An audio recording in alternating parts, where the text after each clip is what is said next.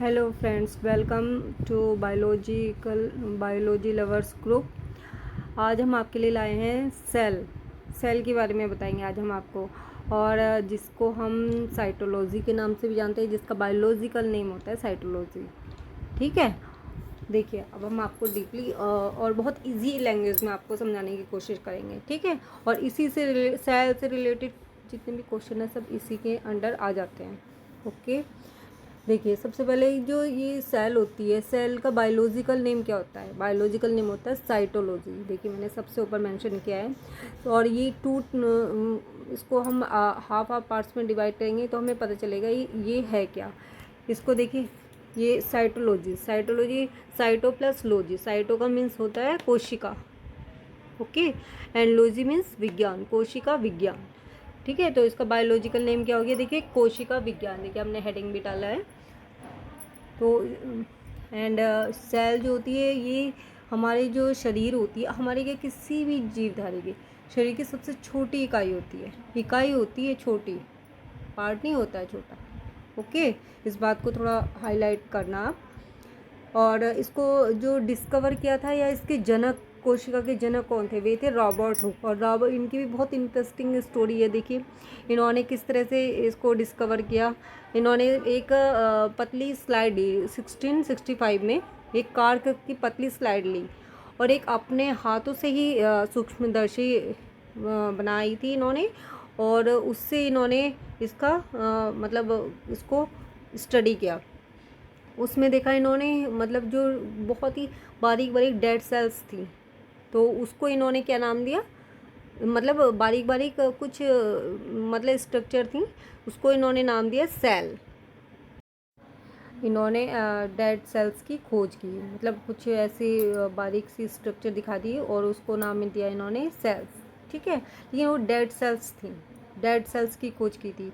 फिर 1674 ईस्वी में ल्यूवियन हॉक वैज्ञानिक थे, उन्होंने इन्हीं के सूक्ष्मदर्शी से जीवित कोशिकाओं की खोज की थी, और जिसे इन्होंने मतलब जीवित कोशिका के का नाम दिया था। ठीक है, और ये जो एंटोनी, इनका पूरा नाम क्या है? इनका पूरा नाम है एंटोनी वॉन ल्यूवेनहॉक। देखिए इसको मैं हाईलाइट कर दूँ, एंटोनी वॉन ल्यूवेनहॉक। इन्होंने इनका पूरा नाम एंटोनी वॉन ल्यूवेनहॉक है, और इन्होंने ही बैक्टीरिया की भी खोज की थी। यस, बैक्टीरिया को भी इन्होंने ही खोजा था। और अब मैं आपको बताती हूँ। देखिए हम ये जो सेल्स होती है ना, ये बहुत टाइप की होती है। कुछ सबसे बड़ी लंबी होती हैं, कुछ बड़ी होती हैं, कुछ छोटी होती हैं, इस टाइप की होती हैं। तो देखिए सबसे छोटी सेल जो होती है दुनिया में, सबसे छोटी सेल वो क्या होती है? माइकोप्लाज्मा सेल होती है। राइटिंग थोड़ा ऐसे ही आ रहा है, लेकिन आपको समझ में आ जाएगा। ठीक है, पढ़ने वाले बच्चों के लिए तो सब समझ में आ जाता है उनको। सबसे बड़ी सेल होती है शुतुरमुर्ग का अंडा होती है, वो सबसे बड़ी सेल है। यस, और सबसे लंबी सेल होती है तंत्रिका तंत्र में जो न्यूरॉन होता है ना, न्यूरॉन, उसकी सेल होती है। न्यूरॉन कहाँ होता है? हमारे माइंड में होता है, दिमाग में। ओके, एंड इसी में एक सेल थ्योरी दी थी। दो वैज्ञानिक थे, स्लाइडेन तथा स्वान, 1838 से 1839 ईस्वी में। स्लाइडेन कौन थे? पादप जगत के थे, और श्वान थे जंतु जगत के। स्लाइडेन तथा श्वान दोनों वैज्ञानिकों ने एक साथ मिलकर सेल थ्योरी के नाम से एक पत्रिका दी थी, तथा और एक साइटोलॉजी बुक लिखी थी। इन्होंने दोनों ने मिलकर ये दी थी, और इन्होंने वैज्ञानिकों ने इन्होंने सेल थ्योरी दी थी। और इसमें पता है क्या कहा था? इन्होंने बताया था कि प्रत्येक जीव कोशिका से मिलकर बना होता है, या प्रत्येक शरीर जो होता है, चाहे किसी भी जीवधारी का शरीर हो, वो कोशिकाओं से ही मिलकर बना होता है। और इसमें पॉइंट दिए थे इन्होंने, जैसे सेल एक या अधिक भी हो सकते हैं।